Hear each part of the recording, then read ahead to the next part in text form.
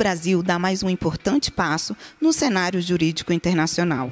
O procurador-chefe da Agência Espacial Brasileira e associado à ANAF, Ian Grosner, foi nomeado como árbitro do painel especializado em disputas do espaço exterior da Corte Permanente de Arbitragem em Haia.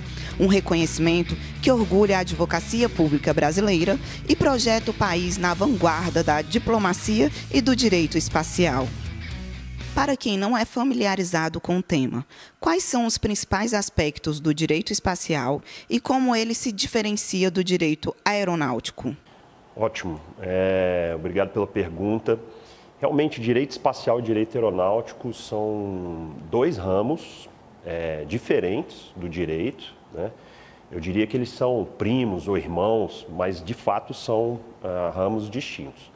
Quando a gente olha lá o artigo 22, inciso 1 da Constituição Federal, a gente vê claramente que são ramos distintos. O direito aeronáutico ele é mais antigo, né? Ele começou lá no início do século XX, quando foram desenvolvidos os primeiros aviões, e aí realmente passou a necessidade da gente precisar regulamentar essas atividades, principalmente da aviação civil. Então lá surgiu o direito aeronáutico. E o direito aeronáutico hoje ele é regido pela Convenção de Chicago e é o grande documento do direito aeronáutico internacional. Já o direito espacial, ele surgiu e começou realmente a ganhar força na segunda metade do século XX com as atividades espaciais. E aí o principal documento do direito espacial é o Tratado do Espaço de 1967. Então são realmente dois documentos bem diferentes.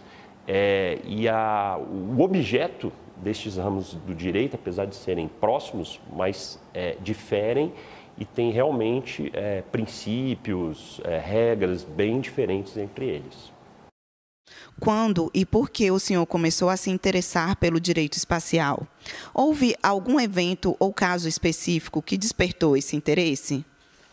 Essa é uma história curiosa até, né? Eu era procurador federal, então trabalhando na Procuradoria da ANAC, Procuradoria Federal da ANAC, que também é um órgão representado pela PGF, e sempre gostei dessa parte de aviação e me identificava muito com a matéria.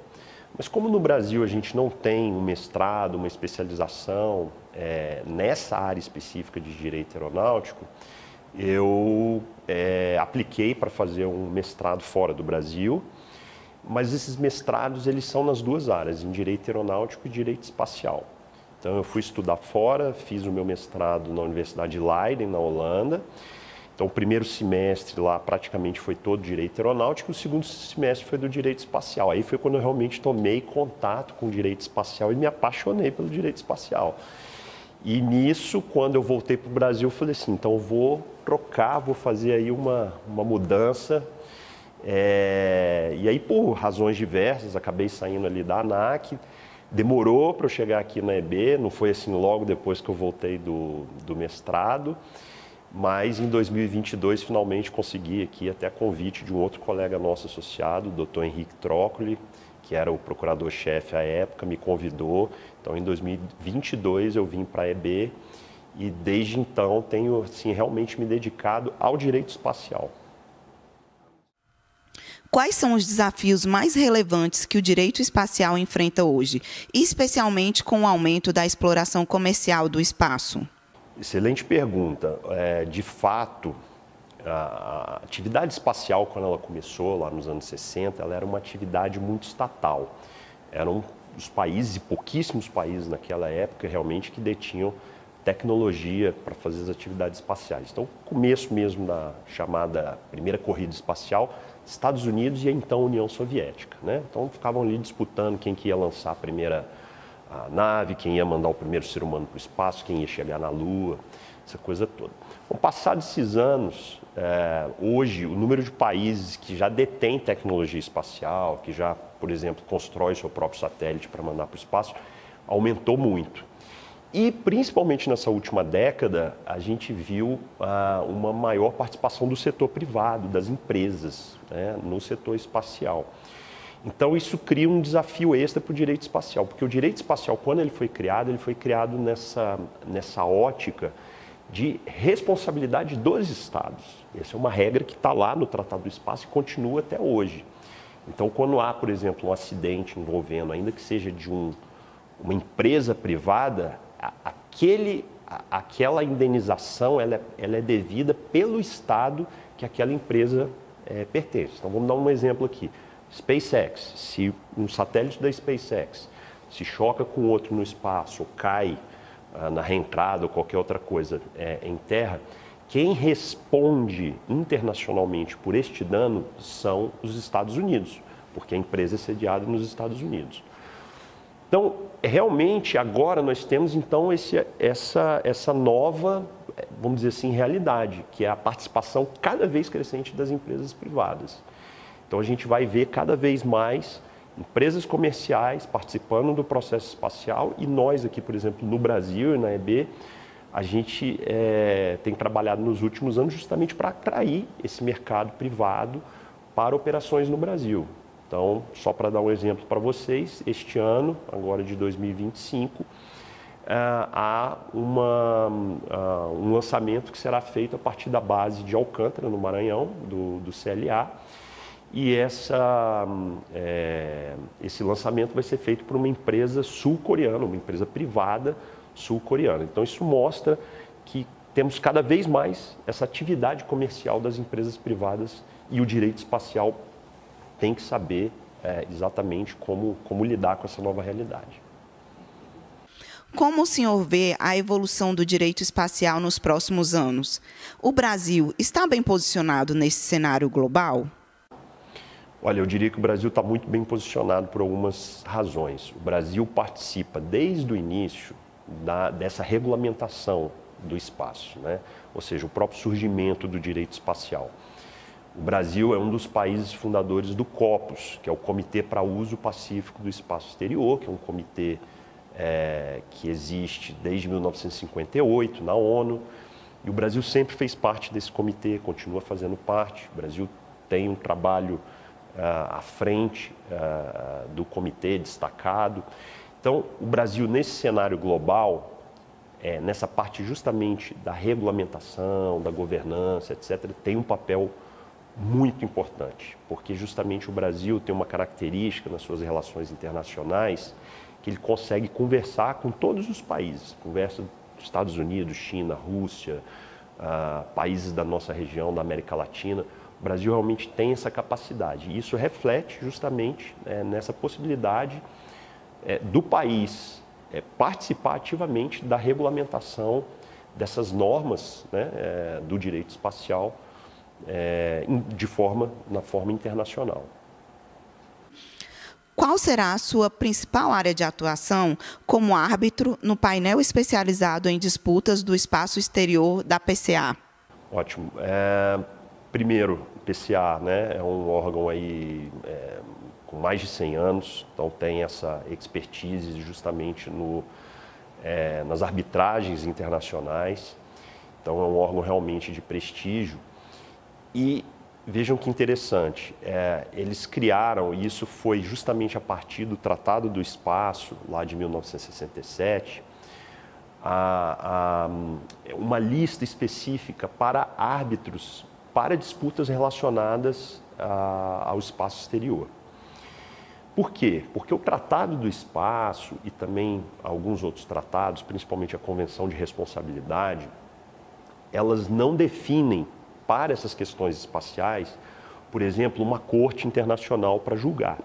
Então, por exemplo, havendo uma colisão entre satélites, esse caso não é levado para a Corte Internacional de Justiça. O que o Tratado do Espaço e a Convenção de Responsabilidade das Atividades Espaciais falam? Que em havendo uma disputa internacional, ou seja, naquela lógica que eu falei anteriormente, entre estados, entre países, primeiramente você tenta resolver de forma diplomática aquele problema, aquela disputa, e em não sendo possível uma resolução de forma diplomática, aí a convenção fala que tem que ser feito por meio de uma comissão de arbitragem, e isso entra a lista, né, dos árbitros lá da CPA. Então, do que eu já falei também, o Brasil tem essa característica de ser um país que conversa com todos os outros. Então, o Brasil se coloca, sem dúvida, nessas disputas como um forte candidato, por exemplo, para participar como árbitro numa dessas disputas internacionais. E o que eu vejo particularmente é que se hoje a gente ainda não tem uma demanda muito grande em relação a processos, né, na corte em relação a esse tópico, mas eu vejo que isso no futuro vai crescer muito, porque nós temos uma quantidade cada vez maior de objetos espaciais e isso gera uma possibilidade cada vez maior de haver conflito, choque entre esses objetos espaciais e isso, claro, gera um processo, uma indenização, etc. E isso vai ser resolvido, vamos dizer assim, ao final por essa comissão de arbitragem que possivelmente a PCA vai indicar. E para quem quer começar a explorar o assunto aeroespacial, quais filmes, livros ou podcasts o senhor recomendaria? Isso é algo muito particular, né? Eu acho que acaba que com todo mundo que eu converso, que trabalha no setor, né? Sejam os engenheiros, sejam os advogados, enfim, outros profissionais de outras áreas, sempre tem alguma coisa vinculada aí à infância, algum filme que gosta, alguma série, etc. Eu sou fã de vários, né? Assim, a minha clássica seria Guerra nas Estrelas, que eu assisto desde pequeno.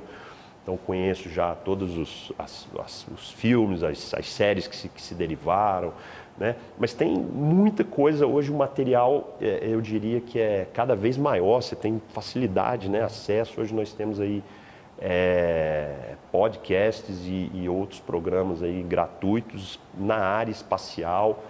Aconselho a seguirem, por exemplo, a nossa assessoria de comunicação aqui da EB, que produz muito material informativo.